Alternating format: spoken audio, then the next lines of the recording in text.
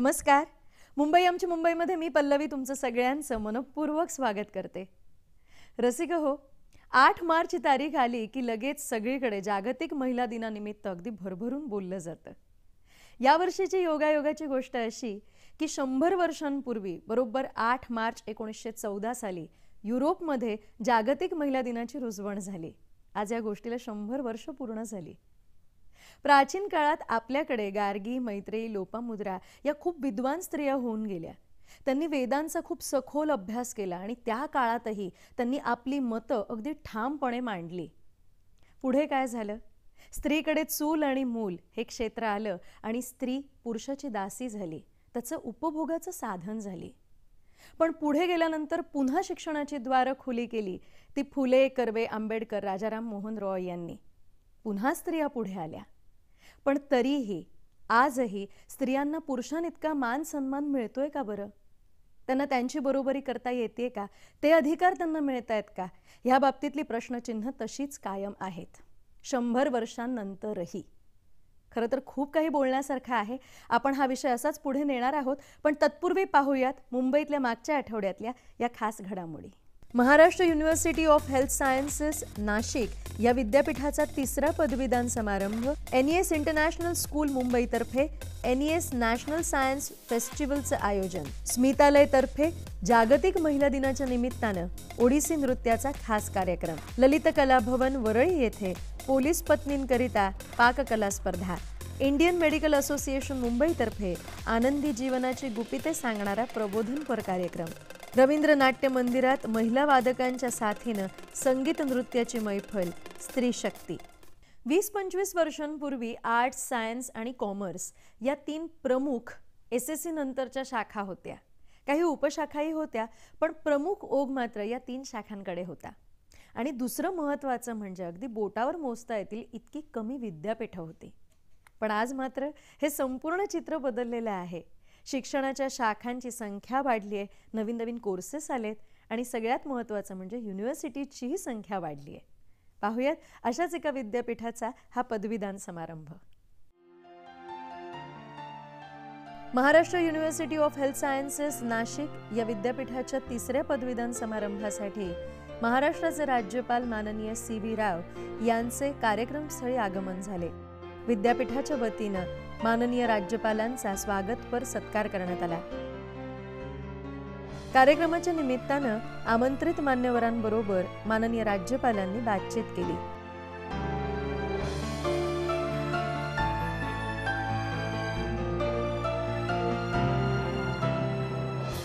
माननीय राज्यपाल CB राव यांच्या हस्ते दीप प्रज्वलन झालं. सोबत उच्च व तंत्र शिक्षण मंत्री माननीय विनोद तावडे, माननीय श्रीमती मेधा गाडगीळ, डॉक्टर अरुण जामकर यांचीही उपस्थिती होती. आयोजकांतर्फे माननीय राज्यपालांचा यथोचित सत्कार करण्यात आला. शिक्षण मंत्री माननीय विनोद तावडे यांचाही सत्कार करण्यात आला.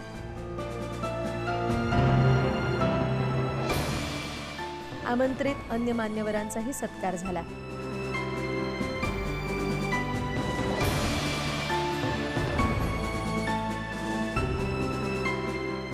पदवीदान समारंभात माननीय डॉक्टर सायरस S पुनावाला यांना डॉक्टर ऑफ लिटरेचर ही विद्यापीठाची सन्मान्य मानद पदवी माननीय राज्यपालांच्या हस्ते प्रदान करण्यात आली.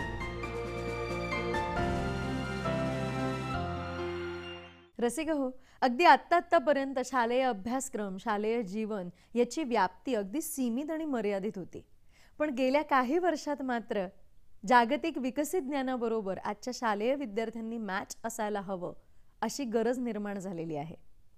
आधुनिक विज्ञान, तंत्रज्ञान, गणित, इंग्रजी भाषा या बाबतीमध्ये शाळेतल्या विद्यार्थ्यांनी अपडेट असायला हवं ही काळाची गरज आहे. आणि अर्थातच त्यांच्या पालकांच्याही मुलांकडनं याच अपेक्षा आहेत. पाहूयात असाच एक प्रयत्न NES इंटरनॅशनल स्कूलचा. प्रमुख अतिथी इंडियन इन्स्टिट्यूट ऑफ टेक्नॉलॉजीचे संचालक माननीय श्याम असोलेकर यांच्या हस्ते NES नॅशनल सायन्स फेस्टिवलचं उद्घाटन झालं. NES इंटरनॅशनल स्कूल मुंबई आणि IB वर्ल्ड स्कूल तर्फे आयोजित या विज्ञान उत्सवात सायन्स क्विज कॉन्टेस्ट मुलांसाठी बौद्धिक कसोटीचा चुरशीचा सामना होता. विज्ञान प्रदर्शनातील विज्ञान विषयक प्रयोगाची मांडणी अतिशय कल्पक होती. मान्यवरांनी प्रदर्शनाची पाहणी केली आणि विद्यार्थ्यांनी त्यांना वैज्ञानिक उपकरणांची खूप छान माहिती सांगण्याचा प्रयत्न केला. So this, as the CD moves, the rubber band moves, which will make the motor move, and that will pass the electric currents through these wires to the bulb or the LED, whatever you say. This is very small because there is a light. There is very strong light coming from there. So if you see. आधुनिक वैज्ञानिक संशोधनातून आकाराला आलेली वैज्ञानिक मांडणी मान्यवरांना सुद्धा नक्कीच भावली असेल. सांस्कृतिक कार्यक्रमाला सामाजिक प्रबोधनाचं सुंदर कोंदण होतं. From hospitals, societies and schools, and is disposed of at the dumping ground. From here, it is taken to the segregation plant to obtain plastic. After segregation of waste, we receive plastic waste and remaining garbage. The remaining garbage is sent to microbial fuel cells to obtain plastic. The plastic waste is treated to obtain fuel. या स्पर्धेतील मुलांचा उत्साह त्यांच्या सहभागातून दिसून येत होता. यात मुलांच्या बुद्धिमत्तेचा कस लागला यात शंकाच नाही.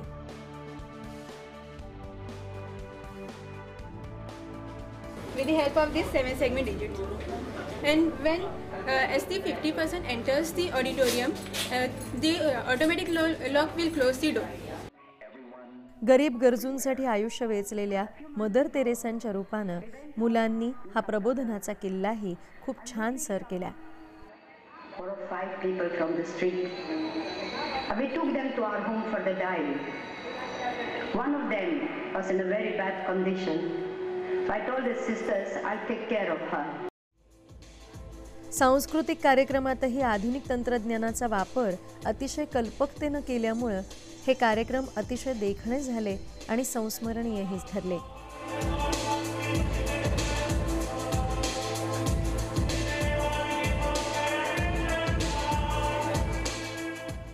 In this festival, we have invited.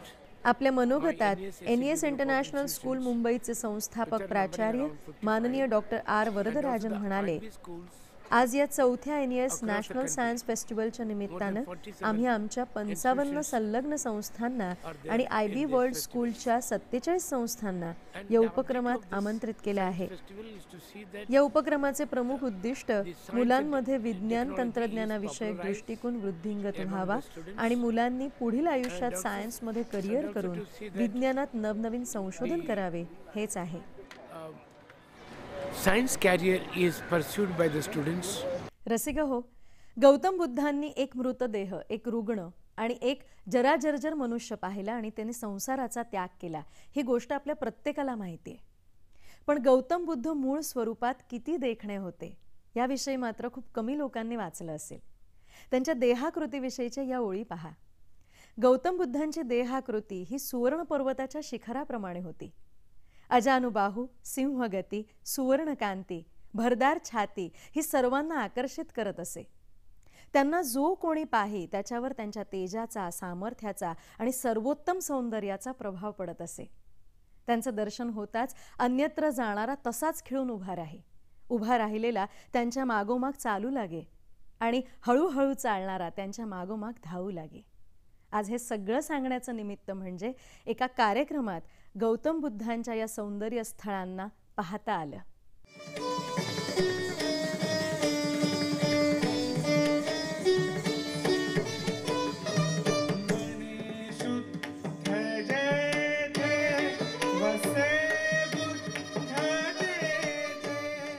स्मितालयतर्फे जागतिक महिला दिनाच्या निमित्तानं आयोजित करण्यात आला ओडिसी नृत्याचा खास कार्यक्रम.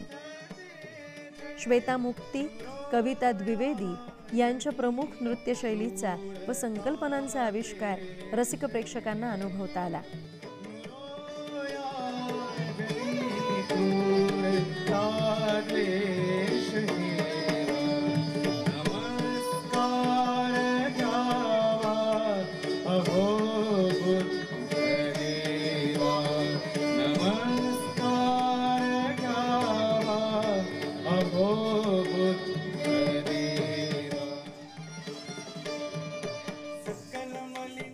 नृत्याच्या सुंदर आविष्कारातून गौतम बुद्धाच्या जीवन पैलूंवर खास प्रकाश टाकण्याचा प्रयत्न झाला.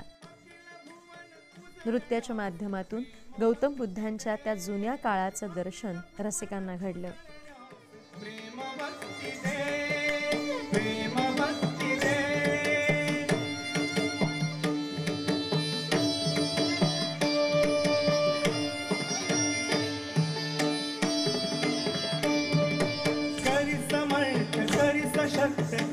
भवोत्तमा करि समर्थ करि सशक्त हे भवोत्तमा. ओम नमो स्वागताय नमोस्तु गौतमा. ओम नमो स्वागताय नमोस्तु गौतमा.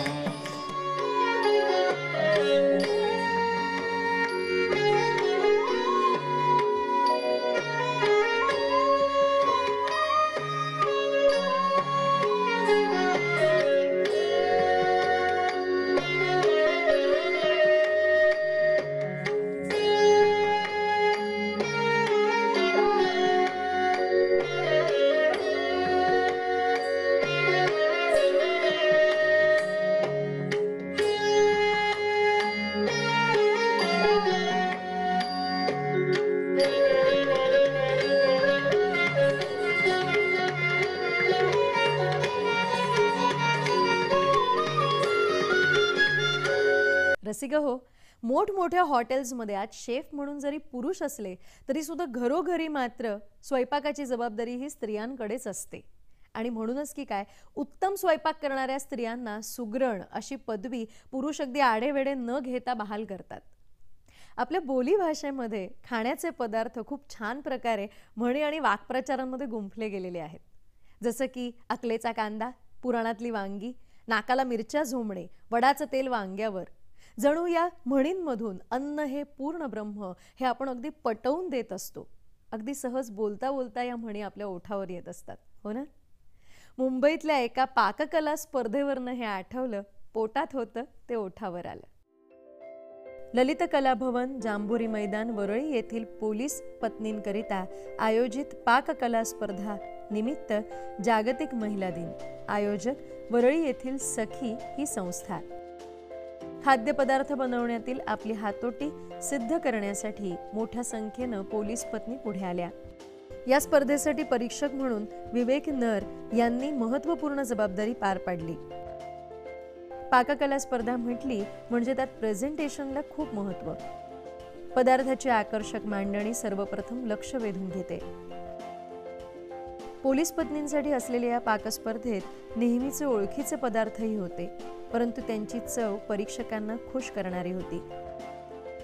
परीक्षकांच्या पाहणीनंतर रसिकांनी प्रत्येक पदार्थाचा छान आस्वाद घेतला.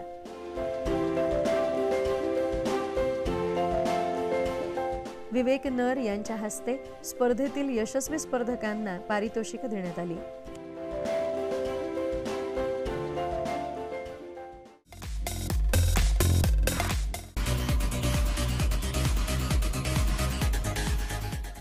टिप्स फॉर हॅपी लाईफ, सुखी माणसाचा सदरा, गोल्डन कीज टू हॅपीनेस या अशा शीर्षकाचे मथळे अलीकडे आपल्या रोजच्या वाचनामध्ये येत असतात.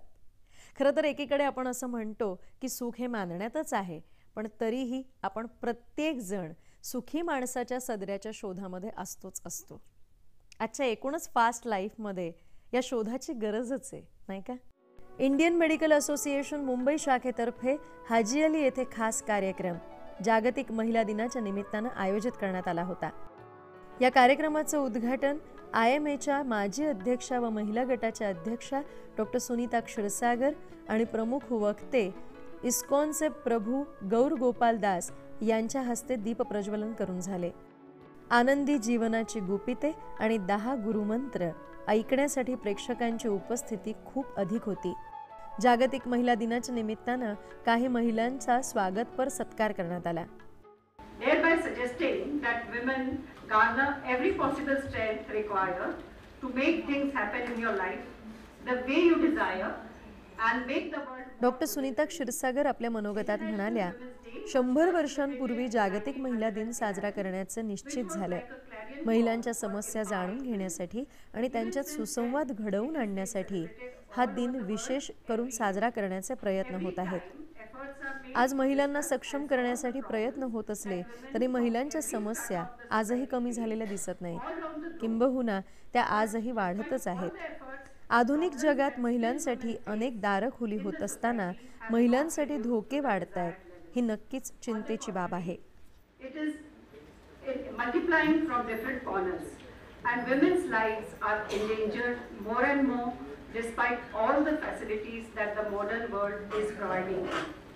Ladies and gentlemen, there's no such phrase as a house husband.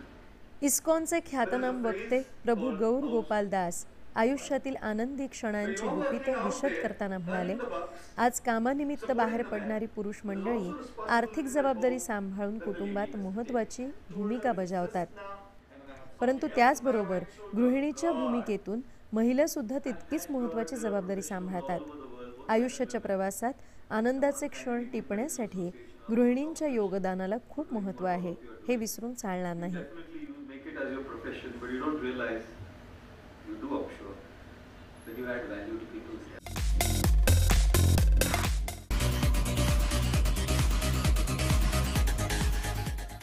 स्त्री शक्ती या शब्दाची उत्पत्ती आंबेडकर, फुले, आगरकर यांच्या चळवळीतून आकाराला आली आणि पुढे जाऊन त्याची जडणघडण झाली। या एकूण जडणघडणीमध्ये स्त्रीला स्वतःतल्या शक्तीचं दर्शन व्हावं, त्याची जाणीव व्हावी, हा मुद्दा महत्त्वाचा होता।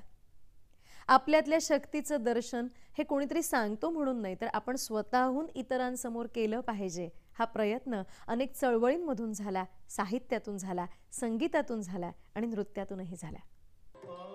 रवींद्र नाट्य मंदिर प्रभादेवी येथील खास नृत्य प्रधान कार्यक्रम स्त्री शक्ती, आयोजन संयोजन अनुराधा पाल, सहभागी कलाकार सर्व महिला।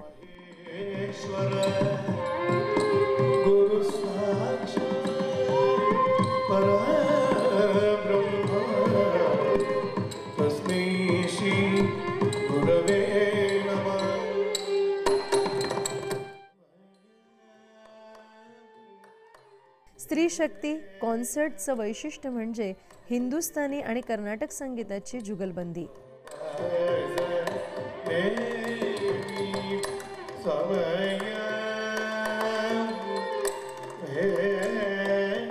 भारतातील नामवंत महिला वादकांची साथ हे सुद्धा या कॉन्सर्टचं आगळेपण होतं।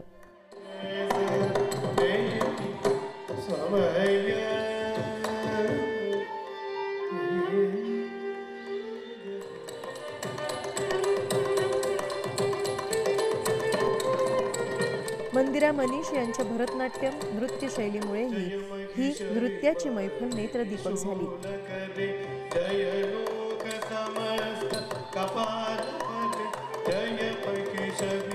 या मैफिलीला चित्रपट अभिनेता जॅकी श्रॉफ यांची खास उपस्थिती होती।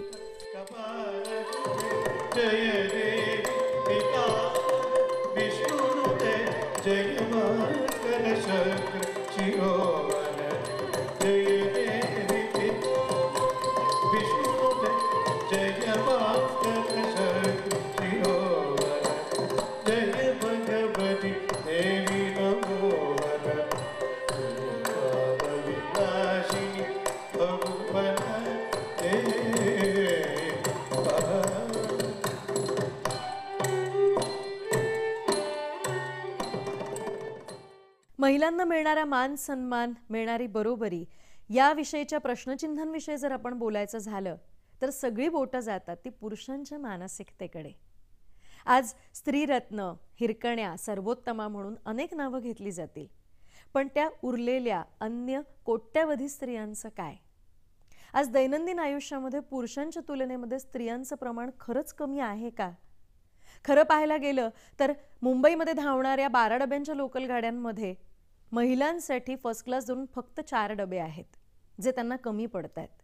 यंदाच्या 10वीच्या परीक्षेला महाराष्ट्रातून 17 लाख विद्यार्थी बसले आणि त्यामध्ये 8 लाख मुली आहेत।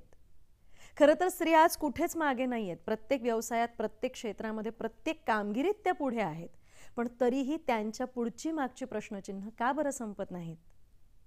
100 वर्षांनंतर तरी जागतिक महिला दिनाच्या या वृक्षाला फळं येणार की नाहीत, हा खरं तर सवाल आहे। येणाऱ्या भविष्यामध्ये या सगळ्या प्रश्नांची उत्तरं आपल्याला सापडतील निश्चितच सापडतील अशीच आशा करूयात, असा विश्वास बाळगूयात आणि याच नोटवरती एकमेकांचा निरोपही घेऊयात. पुन्हा आपण भेटणार आहोतच बरं का, पुढच्या आठवड्यात याच वेळी याच ठिकाणी तुमच्या लाडक्या कार्यक्रमात मुंबई आमची मुंबईमध्ये. तोपर्यंत नमस्कार.